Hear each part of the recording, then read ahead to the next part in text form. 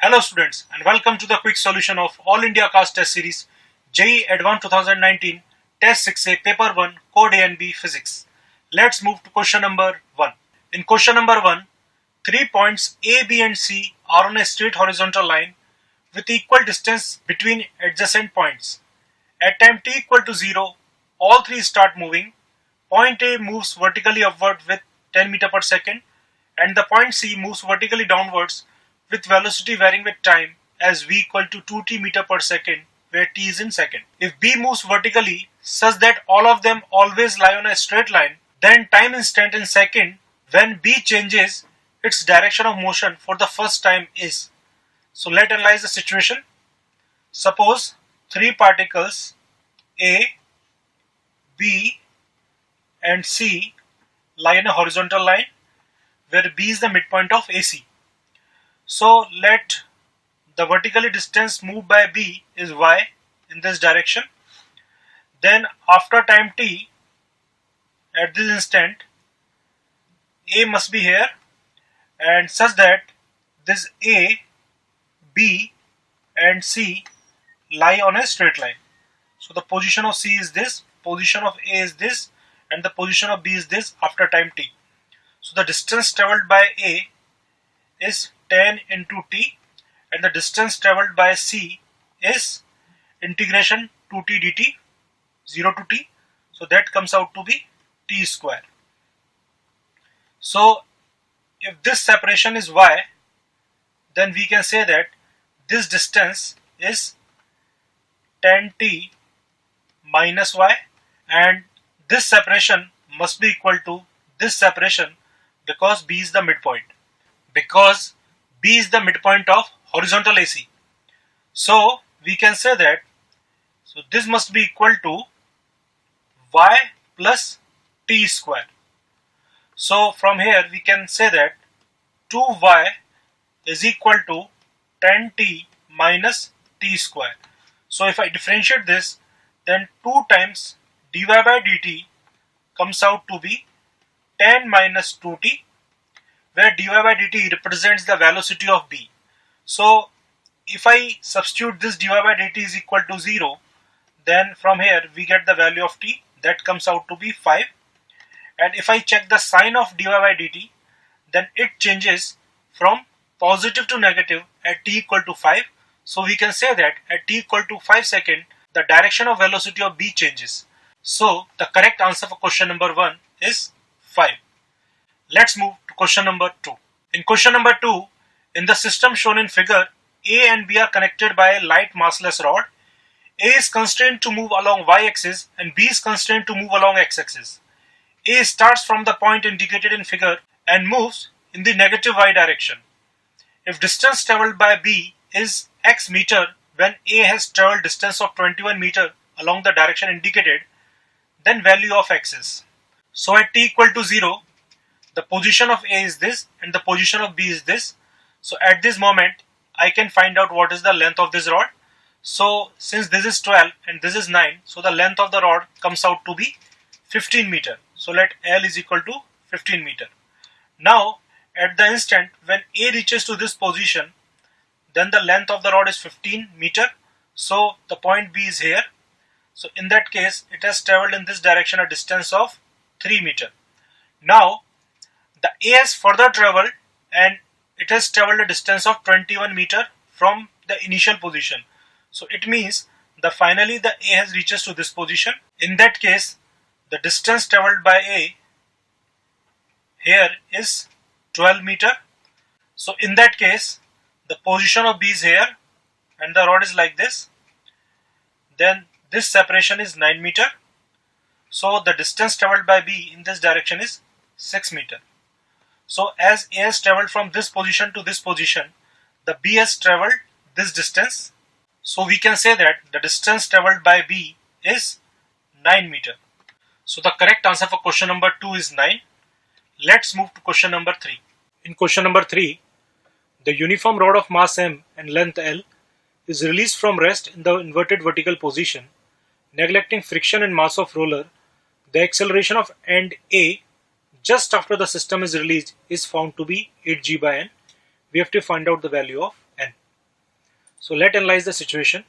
So at the moment when the rod is released, let the acceleration of end A in this direction is A. So if I study the motion of rod in the frame of A, then mg is acting in this direction. Normal reaction is acting at this point, which is passing through point A, and in the frame of A I have to apply a pseudo force at the center of mass. So m into A will act in this direction. So if this angle is theta, which is 30 degree, theta equal to 30 degree, then if I write the equation of torque about point A, then the torque of mg in normal reaction is 0. So the only torque above the pseudo force. So torque about A can be written as ma into cos theta into perpendicular separation is L by 2, and that is equal to ml square by 3 into alpha. So this rod have an angular acceleration alpha about A. Now if I see the center of mass in the ground frame, then the forces acting are mg is in this direction and normal reaction is in this direction.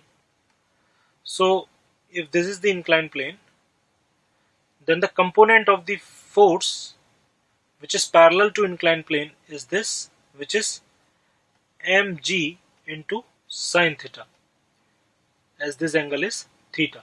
So the acceleration of center of mass is along this line. This is center of mass. So we can say that if ACM is the acceleration of center of mass, then m into ACM is equal to mg sine theta, where theta is 30 degree. So this is my second equation, and now I have to find a relationship between ACM and A. So if I see, suppose this is a rod, if acceleration of point A is in this direction, then the acceleration of CM is also in this direction, which is A. And since the rod is rotating with angular acceleration alpha about point A, then the acceleration in this direction is alpha into L by 2. And if I take the component of this alpha into L by 2 in this direction, then this is theta. This will be alpha into L by 2 cos theta. So the net acceleration of center of mass ACM can be written as ACM is equal to A minus alpha L by 2 into cos theta. So if I solve these three equations, then we will get the acceleration of end A just after release, and it comes out to be 8g by 7. So on comparison, the value of n comes out to be 7. So the correct answer for question number 3 is 7. Let's move to question number 4. In question number 4, a glass tube of length 57 cm open at both ends is held vertically so that half of its length is submerged in mercury kept in a large container. If the top end of the tube is closed and tube is slowly pulled out, length of mercury column left in tube is x centimeter. We have to find out the value of 4x by 19. So it is given in the question that the value of atmospheric pressure is 76 cm of Hg. So let's analyze the situation. Initially, this is the situation that half of the tube is filled with the mercury. So let total length is L, which is 57 centimeter. Now, if I close this tube, then the air which is trapped in this has an atmospheric pressure P0. And the second situation, when the tube is completely pulled out, it means this is the situation. In that case, the length of mercury column left is x. So we can say that now the air which is trapped, this length would be L minus x. This is L minus x. Now the pressure at this point is P0. So we can say that the pressure at this point would be P0 minus x in terms of cm of Hg. So we can write, since the tube is slowly pulled out and the number of moles are intact, so we can apply the equation P1 V1 is equal to P2 V2. So I am writing the equation. So P1 is P0. So V1 can be written in terms of length, that is L by 2 P1 V1 is equal to P2 that is P0 minus X into V2 that can be written as L minus of X. So the value of L is 57, the value of P0 is given as 76 cm of Hg. So if I solve this, the value of X comes out to be 19 cm of Hg.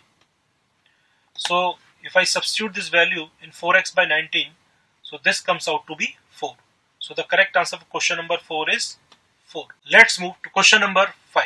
In question number 5, in the figure, 1/4 of a uniform disk of radius r is shown.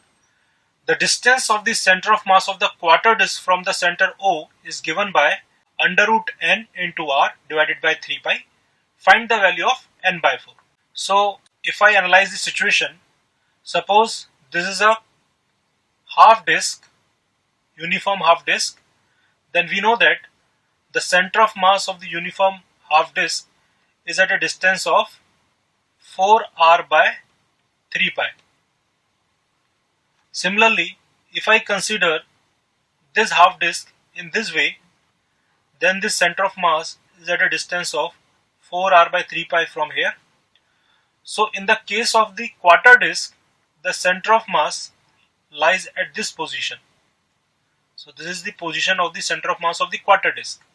So this center of mass is lie on a line which is at an angle of 45 degree from the vertical. So if the distance of center of mass from point O is d, then we can say that d of cos 45 degree must be equal to 4r by 3 pi. So on solving, the value of d comes out to be 4 into root 2r divided by 3 pi. So on comparison, the value of n comes out to be 32. So the value of n by 4 comes out to be 8. So the correct answer for question number 5 is 8. Let's move to question number 6. In question number 6, two uncharted thin metal plates A and B, each of area A, are fixed on earth. Another identical plate C is given charge Q0 and placed between A and B as shown. Net electrostatic force acting on the plate C is found to be Q0 squared divided by n epsilon naught A. Ratio of electric field in region 1 to that in region 2 is 3. What is the value of n? So let's analyze the situation. Let the electric field in this region is E1 and the electric field in this region is E2. If Q0 is the charge given to this plate, let Q1 is the charge on this surface and Q2 is the charge on this surface, then we can say that Q1 plus Q2 must be equal to Q0. Since this is a conductor, so the potential difference from here to here must be equal to the potential difference from here to here. So we can say that if this separation is x, then E1 into x must be equal to E2 into 3d by 2. And it is given in the question, the ratio of electric field in region 1 to that in region 2 is 3. So E1 is equal to 3 times of E2. So if I substitute the value of E1 in this equation, then we can say that the value of x comes out to be d by 2. So this separation is d by 2. Now we have to find out what is the value of Q1 and Q2. So it is already given in the question, E1 is 3 times of E2.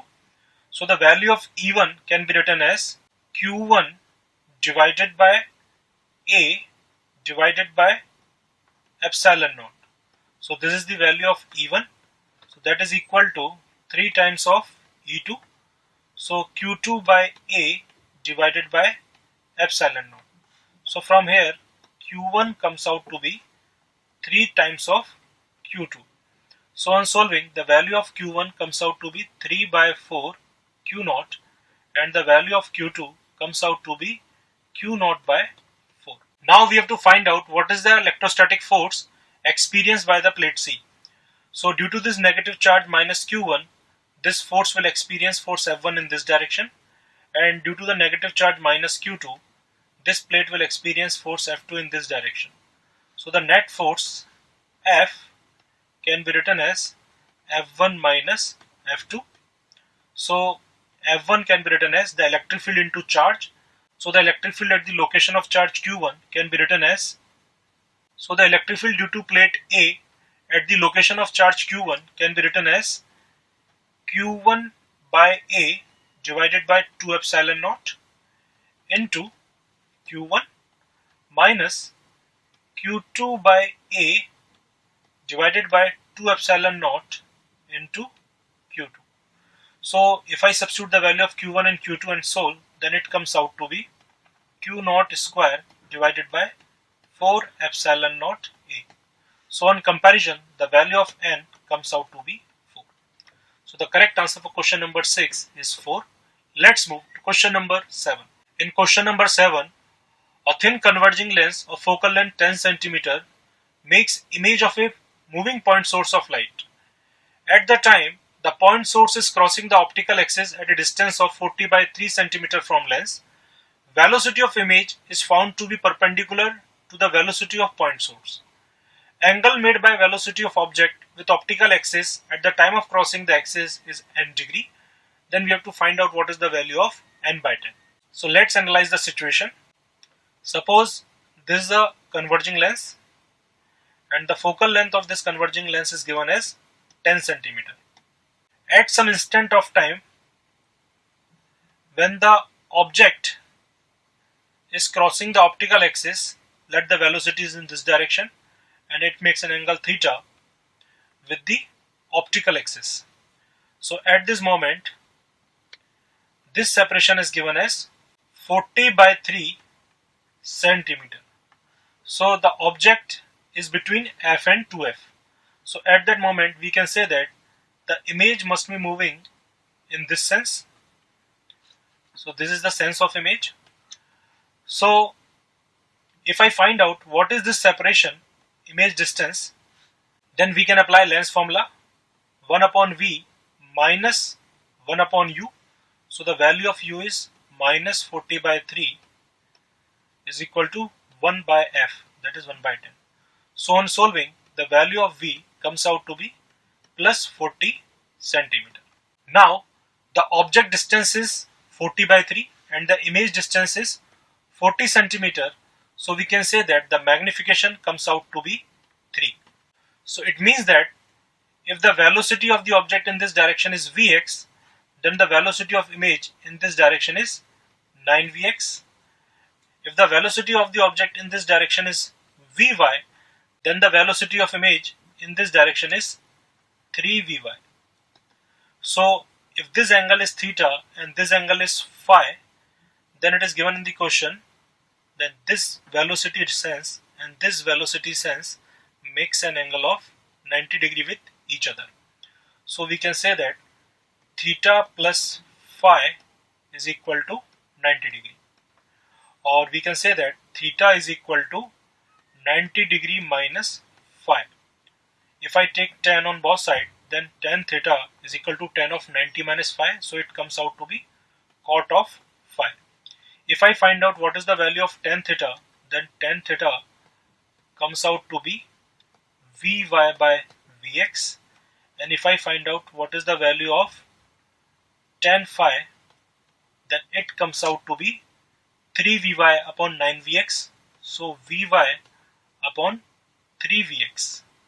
So if I substitute the value of tan theta, that is Vy by Vx is equal to cot phi, so 3Vx upon Vy. So from here the value of Vy by Vx comes out to be root 3, and this is equal to tan of theta. So the value of theta comes out to be 60 degree. So the value of n is 60. So if I find out the value of n by 10, so it comes out to be 60 by 10, so 6. So the correct answer for question number 7 is 6. Let's move to question number 8. In question number 8, a cylindrical vessel of radius r is filled with an ideal liquid of density ρ naught up to a height h above its flat bottom. When set into rotation with angular velocity omega naught about central axis, water surface takes the paraboloidal shape. If the lowermost water surface is at a height h by 2 from the bottom and liquid does not reach the top of the vessel, then value of angular velocity in radian per second is. So let's analyze the situation. Suppose this is the cylindrical vessel initially, and it is filled with a liquid up to a height h. So this separation is h. Now when this vessel is rotated with angular velocity omega naught, then the situation is like this. The liquid takes the shape of the paraboloidal nature, so making the bottommost point at a height of h by 2.